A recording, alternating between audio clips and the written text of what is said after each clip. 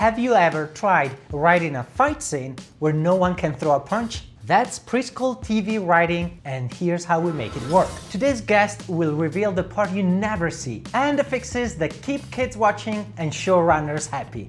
When James Eason-Garcia was a kid in a small town, animation felt like magic. That is, until he visited Walt Disney World and discovered the world of animation. It hadn't really dawned on me like, oh, people actually make this stuff. That moment set James on a mission to become an animator and storyteller himself. I started reaching out to animators. I started doodling little fanfic things based on my favorite cartoons. After graduating from Savannah College, he moved to Los Angeles, where he landed his first job on Elena of Avalor, a dream come true. I wrote my master's thesis on the evolution of the Disney princess, so getting to work in that space was just beyond a dream come true for me. And that job taught him lessons film school never could. The one thing that school didn't prepare me for. From there, James joined a galaxy far, far away in Young Jedi Adventures, where he faced one of the coolest challenges of his career. How does a lightsaber fight look like when your audience is 4 years old? I just had the biggest smile on my face.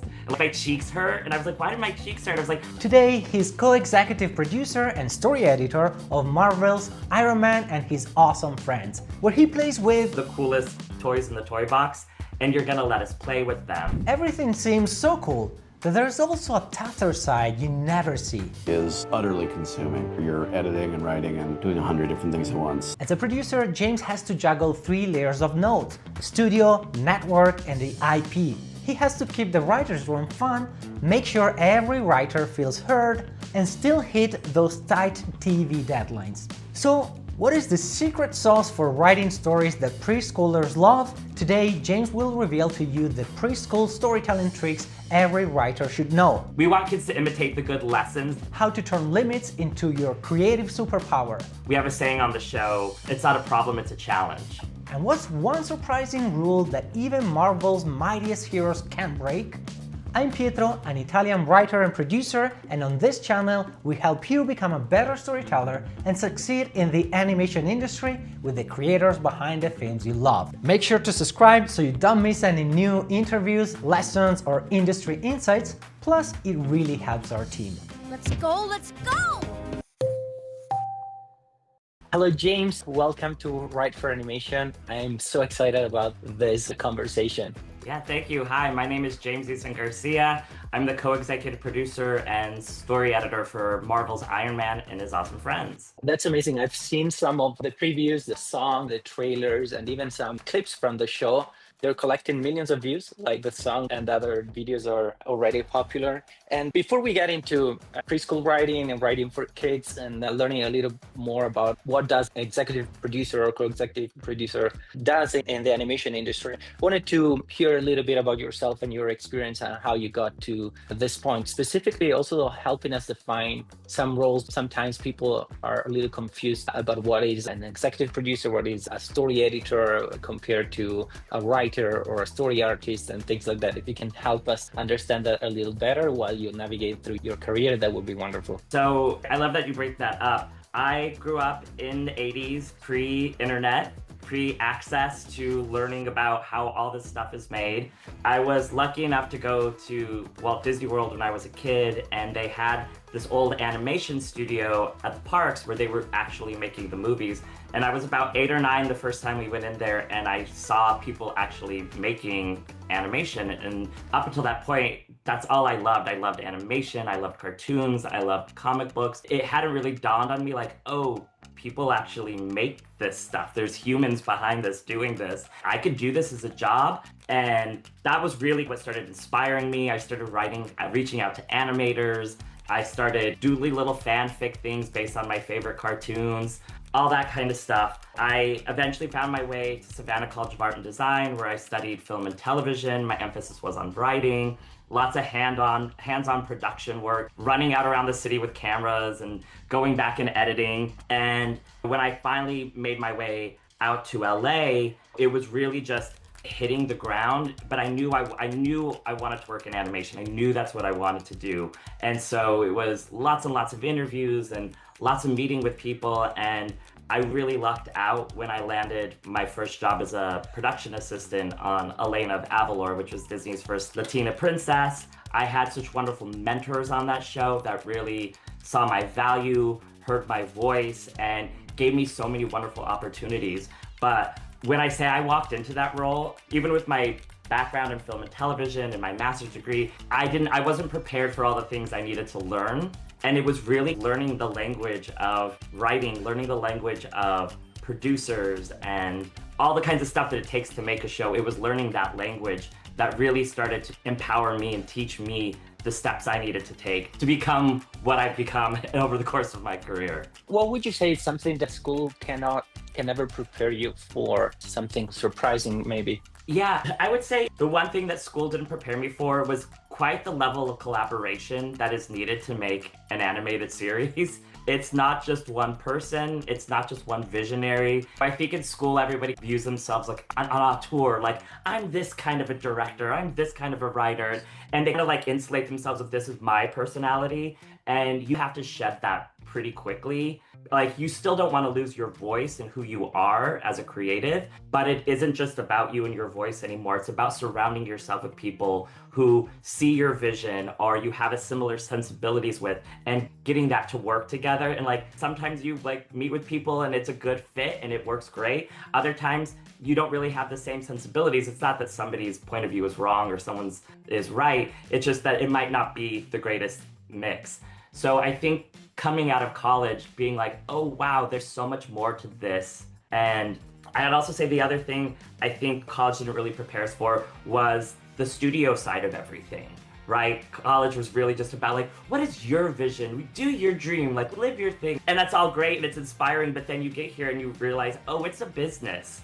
And the content you're making has to create revenue so that they pay for more episodes or pay for that movie you want to make. And so there is this collaboration with the team you have who are on the ground with you creating the thing, but it's the collaboration you have with your studio partners, your executive heads, making sure they're getting what they need out of the project that you're passionate about. First of all, I love Elena. I watched that with my daughters, and I live in Mexico, so to see that as part of having a Latina protagonist and how you mix the different cultures, and some of those storylines are very deep and interesting. And now you are on a show that has to do with a huge, probably one of the biggest IPs ever. Must come also with some of those restrictions and things that you need to be aware of. Tell us a little bit about that from the point of view of a creator, because I see that it's the age group is important, and also the format, the timing, the things that you can include for a younger audience. Was that new to you compared to, for example, from Elena of Avalor? It's a very different genre and an IP that doesn't have this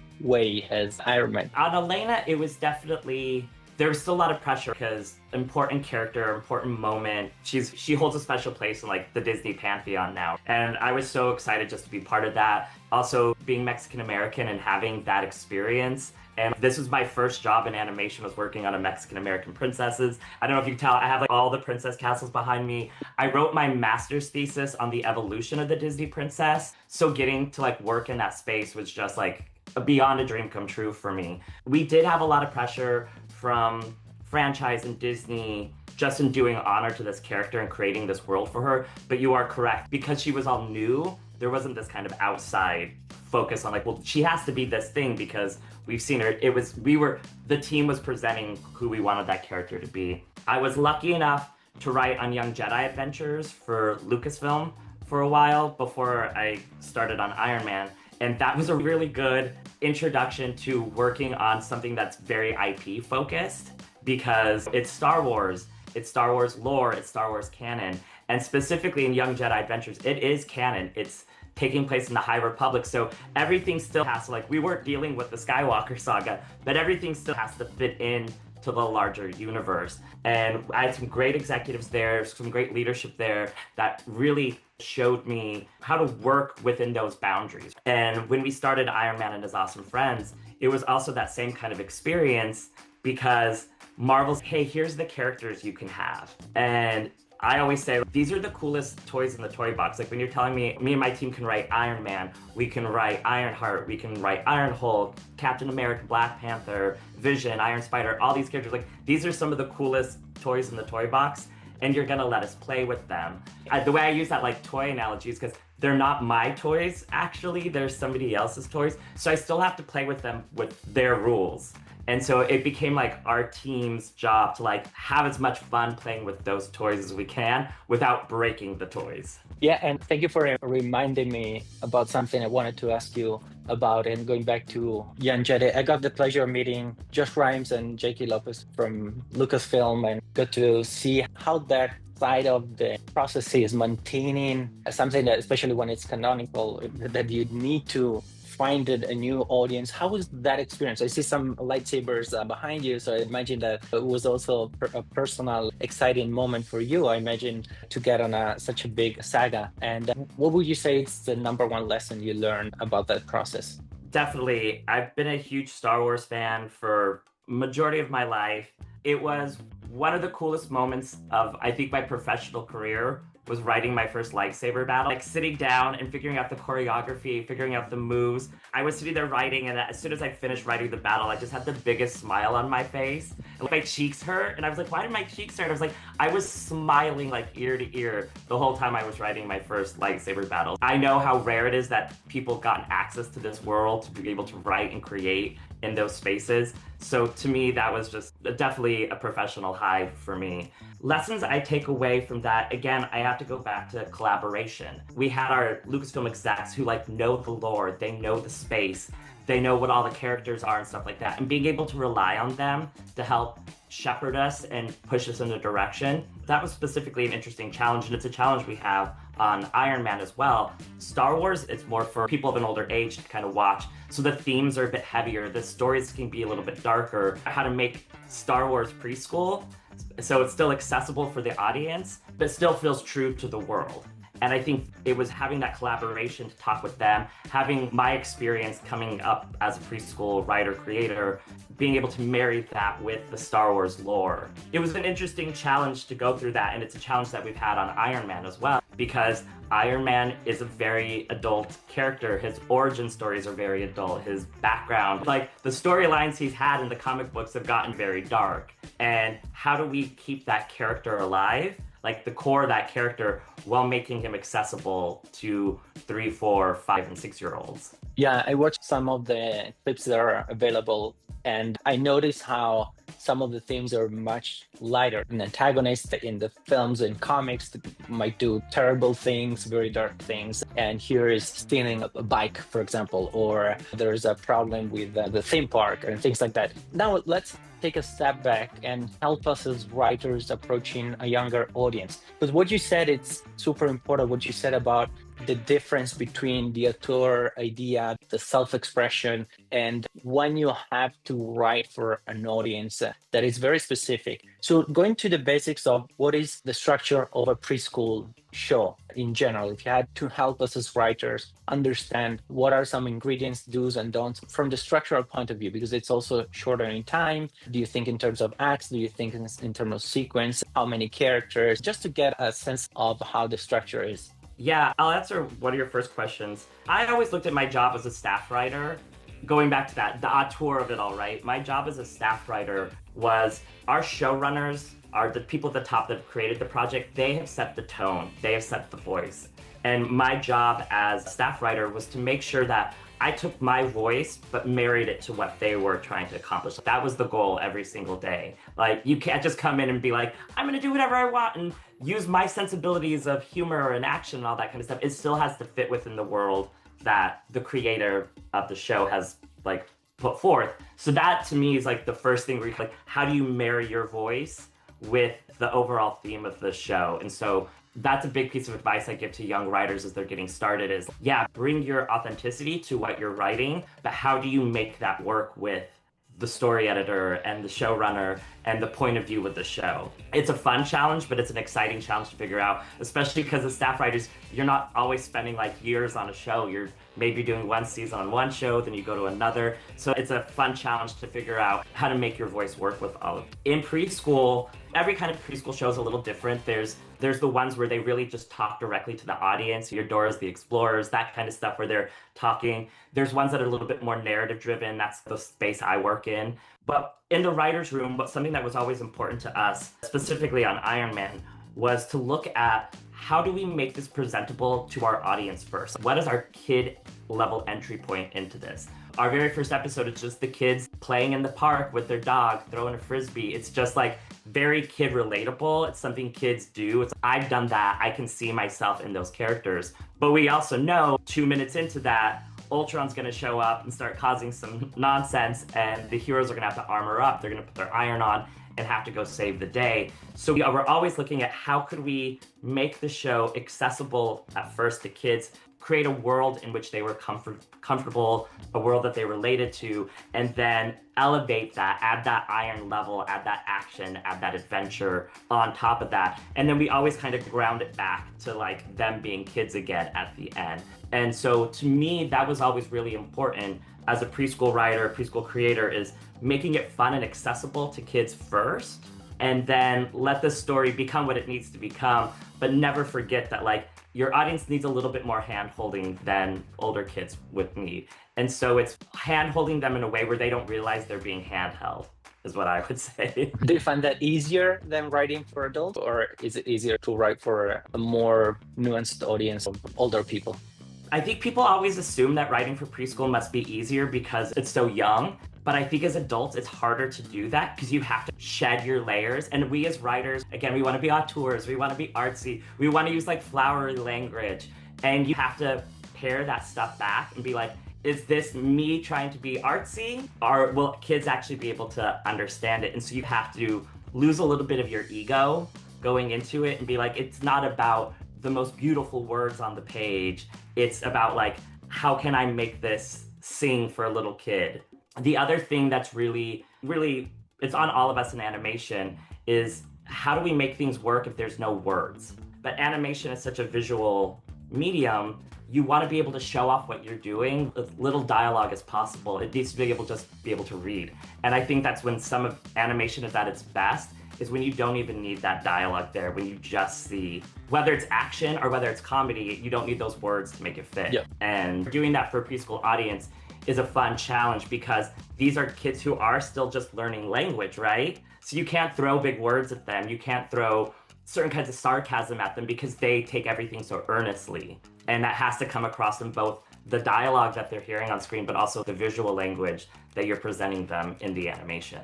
I love it because it makes you a better, I think, writer as a whole, because speaking the visual language, also not putting yourself on the page, but letting the simplicity of the narrative. I remember George Lucas was sharing that most of his films, he watches them with no sound on, and to make sure you can watch a film and understand it. And I think it's true even for more adult narratives, so it must be very interesting. And also, these are 11-minute episodes, and Elena was a little longer. Yeah, Elena's were 22-minute stories. Our show are 2 11-minute stories. 2 11, yeah. A 22-minute episode, yeah. On Elena, tell me a little bit more about the difference. I'm currently writing 22-minute show, inserting some B stories as well. And that's something I imagine that you can do in 11 minutes for a preschool audience. Can you tell me a little more about the difference between the two? The page count off that, a 22-minute usually runs about 28 to 30 pages. I feel like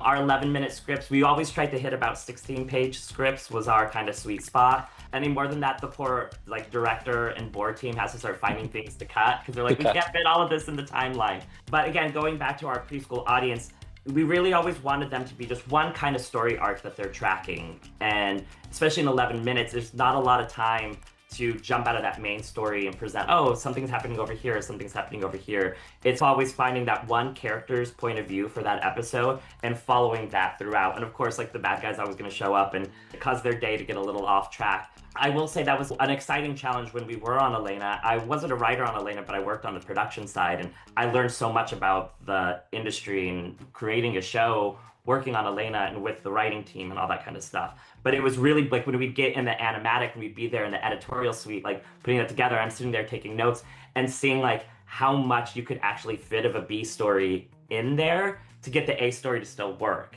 And sometimes you get in there and be like, oh, this A story is taking more time than we thought it was going to. So now this B story is getting like, And is oh. that mainly editorial, or would the writer room be called to fix something that maybe the animatic showed as something that it's not working? How common was that? I wouldn't say it happened all the time. Luckily, on Elena, our showrunner, Craig Gerber, was also the head of the writer's room. So he was the main person in that room. Our supervising director, Elliot Bohr, would also come in with story ideas and things like that. It was really important to me on my own show, on Iron Man right now, to become a co-executive producer because I wanted to be that kind of writer that didn't just handle like the story side, like the writing side of it, but follow that through every other stage of the process. Because when we are watching animatics, I want to be able to say, oh, you know what, we're missing that part of the story here. And I could pitch some line changes, I could pitch some quick things. I was really the representative for the writing team throughout the whole process because my poor writers are busy over here cranking out the next script because we have a script due every single week. So they're busy like doing like the heavy lifting. Can you tell me a little bit about how many writers, how much time do they work on each episode, and how you as a co-executive producer assign some of those episodes to them, just to understand what is the rhythm of a show like that? The way I've worked on a lot of shows, every show has their own speed and rhythm depending on the story editor, the showrunner, what they need from the show. This one, because it is a very IP-focused show, there were certain things we had to hit. Like, we have to show so many episodes with this character. We have to show so many episodes with this vehicle, that kind of thing like that. We have these things. So it was really kind of a fun Jenga challenge to figure out, like, I knew which writer was going to be on the schedule next, but I knew what story things we needed to have. Like, oh, a Christmas episode's coming up. Who wants to write that Christmas episode? Or, oh, we have to introduce this new character and this writer really wants to voice that character for the first time. I feel like my writers might say differently. I felt like we created a really nice, comfortable pace on our show. We would have a story break where we sit down as the full team, we break the story, we talk about what's act 1, what's act 2, what's act 3, where's the action, what are the challenges. And that's really one of my favorite parts, is being there with the full writing team and talking about that. And those meetings went anywhere from 3 to 4 hours once a week. Whoever that writer was would then have 2 days to sit down and write up the beat sheet or the premise. And those were about a page long, so they have a day or two. And the reason I had them real short for them is because it's fresh in your mind right now, so get it on the page while you're thinking about it. As everything, I check it out, we send it to our partners at Disney and Marvel. They say, yeah, this is working, here's our thoughts. Internalize that. I'd say the writers at that point would have about a week and a half to address those notes and write the outline. Our outlines were about 3 to 4 pages. Really just like stepping out, like, here's every beat of the story, no dialogue, but just so you know the story's all gonna work, everything's gonna track. Once we got our feedback from the network on that one, my writers would have about 2.5 weeks to write their first draft of the script. I would then review that, give them all my feedback, and then they'd have 1 more week to address all my notes and get that one out. From there, we'd send it to network would have it for a few days. We'd all come back together, and something that I really find important to the process and really helpful is to bring the team back together so late in the process. And we would do a table read together, just me and the writers, our supervising director and art director and showrunner. Everybody comes in and sits in. Everybody from the show was welcome to watch us do the table read.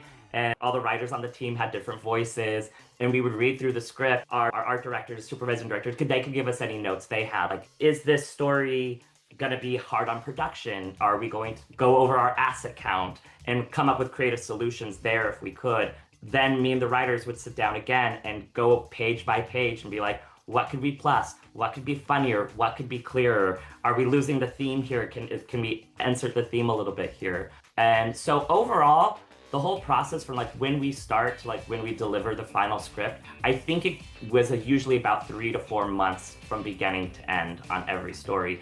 But those are all, every week there's a new story getting set up. So we had so many episodes. I don't know if I'm allowed to say how many we had, but we had a lot of episodes. So like it's week after week of cranking out a new one. So every week you're starting a new story, someone's writing a new one, someone's delivering it, and it just keeps going. It's a fun machine to be a part of. Awesome. And would you, just as a broad answer, double the timing for something like Elena that is more longer episodes? Yes, I think they were getting a new episode once a month. but I think there was a little bit more time between like when they were due. I don't remember the exact dates on theirs, Yeah, but I do problem. think they had a little bit more time because there was just more content to write. This interview is not over yet. James went to answer some questions from our Write for Animation Academy members.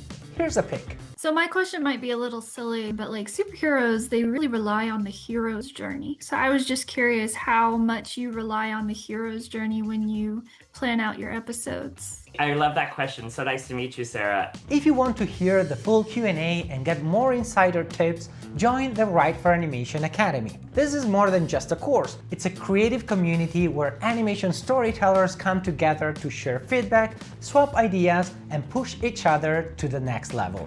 We host daily writing sessions to help you stay consistent, weekly feedback sessions to improve your work, and monthly masterclasses to deepen your knowledge. This is for you whether you're just starting out or already pitching your own show. When you join, you also get instant access to our short film writing course. This is a step-by-step program that will guide you through writing your own short film script in just 4 weeks. So whether you're stuck in Act 2 or figuring out your character's goal, the Write for Animation Academy can help you sort it out. Join us today at writeforanimation.com/academy. Link is down below. And if writing for preschoolers is your passion, click on this video to learn from producer Jason Tamamagi, where he dives deep into the unique world of kids storytelling. I'm Pietro, this is Write for Animation, and I'll see you there.